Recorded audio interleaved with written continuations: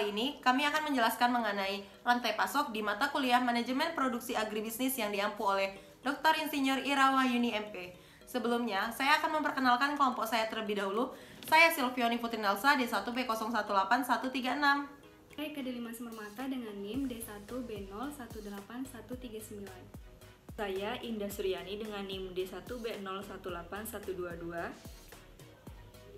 Dan saya Dewi Putri Lestari dengan NIM D1B018119. Materi ini diambil dari jurnal yang berjudul Manajemen Rantai Pasok Kerupuk Ubi Kayu sebagai Agroindustri Berbasis Pangan Lokal di Kabupaten 50 Kota yang disusun oleh Husnarti dan juga Rahmi Yuristia Universitas Muhammadiyah Sumatera Barat pada tahun 2006. Sebelum kami lanjut ke dalam penelitian, kami akan menjelaskan manajemen rantai pasok. Apa sih itu manajemen rantai pasok? Manajemen rantai pasok adalah mekanisme yang berhubungan di semua yang bersangkutan dalam kegiatan yang terlibat dalam mengkonversikan bahan mentah menjadi bahan jadi. Yang pertama, struktur rantai. Struktur rantainya dari petani ke pedagang pengepul, kemudian ke pedagang, kemudian ke konsumen.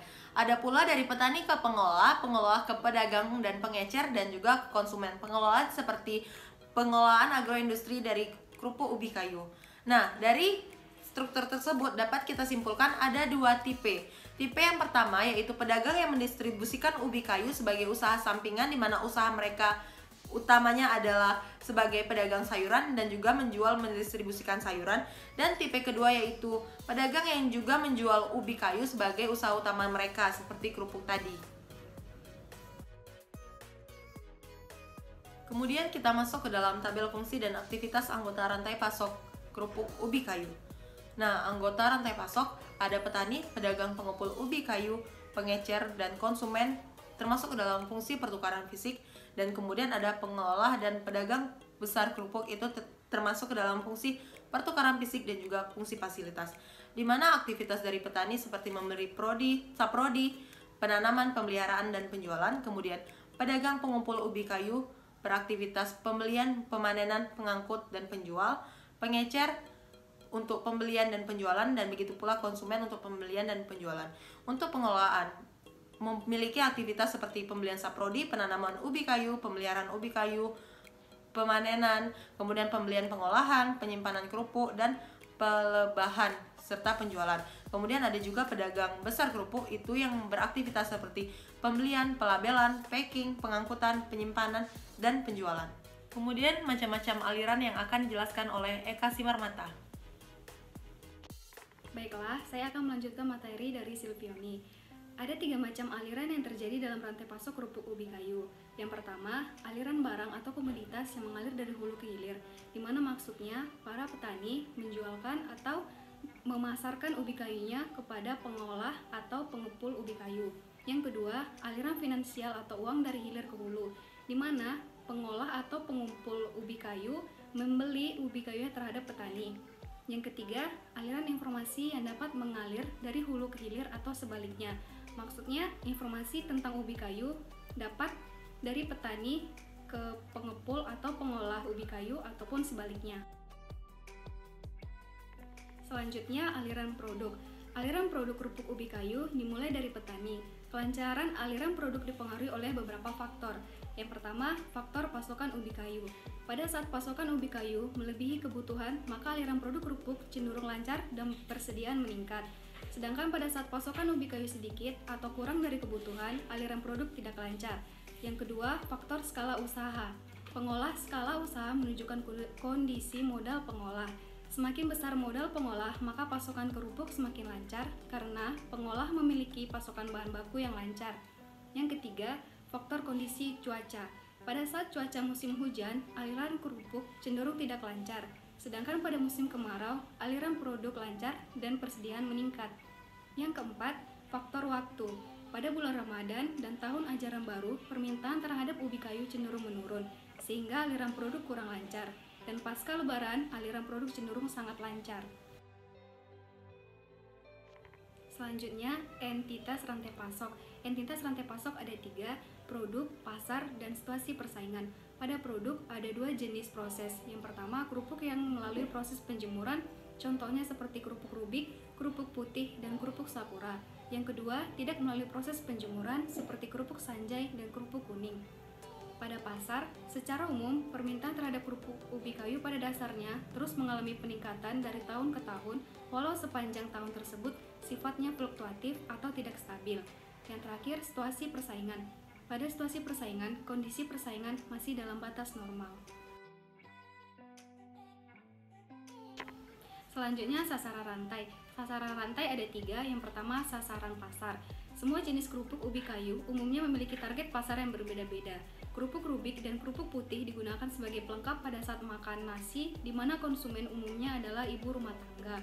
Berbagai jenis sanjay digunakan sebagai kudapan di saat santai, di mana konsumennya dari remaja hingga ibu rumah tangga.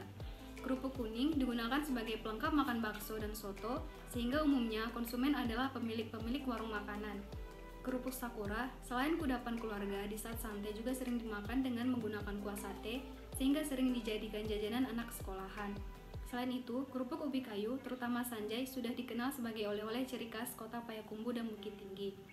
Sasaran rantai berikutnya yaitu sasaran pengembangan. Dalam sasaran pemakaian, ada sasaran pengembangan yang ingin dicapai setiap anggota dalam rantai pasok ubi kayu tergantung peran masing-masing, dan juga pengembangan petani cenderung pada bagian meningkatkan produksi ubi kayu, dan peningkatan produksi yang dilakukan dapat menggunakan varietas ubi kayu yang tahan akan penyakit, terutama penyakit terhadap umbi yang busuk. Nah, sasaran rantai yang ketiga yaitu pengembangan kemitraan.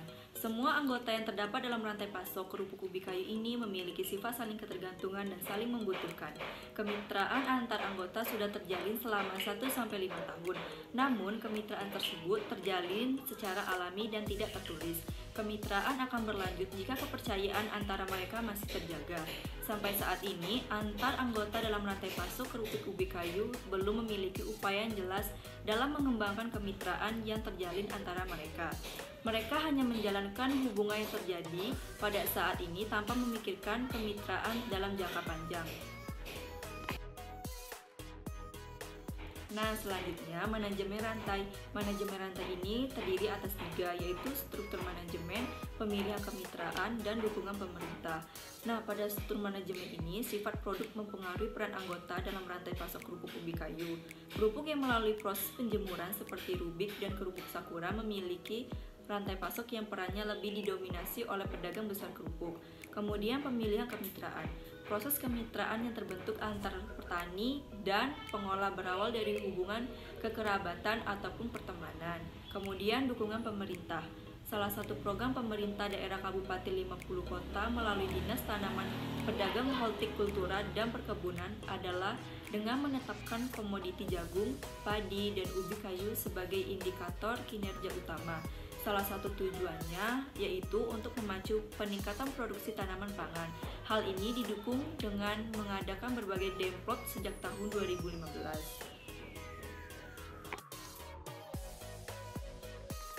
Selanjutnya, sumber daya rantai. Meninjau potensi sumber daya yang dimiliki oleh anggota rantai pasokan adalah penting guna mengetahui potensi-potensi yang dapat mendukung upaya pengembangan rantai pasokan. Hal ini dikutip oleh Marimin dan Slamet 2010. Sumber daya rantai ini terdiri atas sumber daya fisik, teknologi, sumber daya manusia, dan permodalan. Sumber daya fisik ini meliputi sarana produksi budidaya ubi kayu yaitu lahan, benih, pupuk, dan pestisida. Kemudian teknologi. Teknologi yang digunakan dalam budidaya ubi kayu masih sangat sederhana. Kemudian sumber daya manusia. Sumber daya manusia yaitu yang menentukan kinerja rantai pasok. Anggota rantai pasok terutama petani dan pengolah umumnya yang berpendidikan sekolah menengah atas. Kemudian permodalan. Modal merupakan faktor utama dalam rantai pasok kerupuk ubi kayu, terutama bagi petani dan pengolah. Saya akan melanjutkan materi yang telah disampaikan oleh Indah Suryani, yaitu proses bisnis rantai. Yang pertama, ada hubungan proses bisnis antar anggota rantai pasokan. Terdapat hubungan yang harus dibina selain hubungan profesi, untuk tetap menjaga hubungan balik antar anggota rantai pasok. Yang kedua yaitu pola distribusi harga. Setiap jenis kerupuk ubi kayu memiliki kondisi pasar yang berbeda-beda. Harga kerupuk ubi kayu yang tidak melalui proses penjemuran atau tidak bergantung pada panas matahari seperti sanjay dan kerupuk kuning cenderung lebih stabil dibandingkan harga kerupuk ubi kayu yang melalui proses penjemuran dan bergantung pada panas matahari seperti kerupuk putih, rubik, dan sakura. Pada saat musim kemarau, pengolah kerupuk putih, rubik, dan sakura lebih banyak diproduksi, sehingga posisi tawar mereka melemah. Berikut tabel mengenai harga kerupuk ubi kayu pada masing-masing anggota rantai pasok. Yang ketiga yaitu support anggota rantai. Pelatihan yang dilakukan pemerintah dalam bentuk sekolah lapangan budidaya ubi kayu, yaitu pelatihan tentang pengolahan dan bantuan mesin pengolahan juga pernah dilakukan. Hanya saja, pelatihan dan pembinaan yang dilakukan selama ini belum memberikan efek jangka panjang dan belum terintegrasi satu sama lain. Sedangkan pembinaan dan pelatihan tentang manajemen rantai pasok belum pernah dilakukan oleh pemerintah. Yang selanjutnya yaitu penelitian kolaboratif. Tidak dapat dipungkiri, penelitian-penelitian memiliki peran dalam memajukan kinerja dan produktivitas para anggota rantai pasok kerupuk ubi kayu. Hanya saja, penelitian-penelitian yang dilakukan belum menyentuh secara spesifik pada manajemen rantai pasok ubi kayu di Kabupaten 50 kota. Peran pemerintah dan perguruan tinggi tentunya bisa memanfaatkan demi peningkatan kinerja dan produktivitas para anggota rantai pasok kerupuk ubi kayu, khususnya petani dan pengolah. Yang kelima, proses trust building. Proses trust building merupakan proses untuk menumbuh kembangkan saling kepercayaan antar anggota rantai pasok.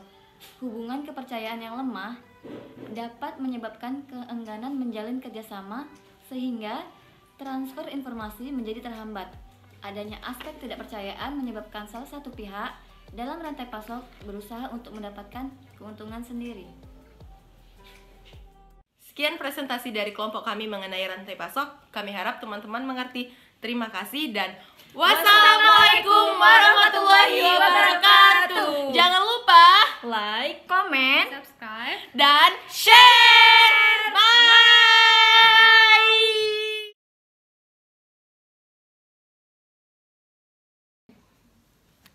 Hai. pip pip pip pip calon mantu. Nanti kepenuhan memori. Ya.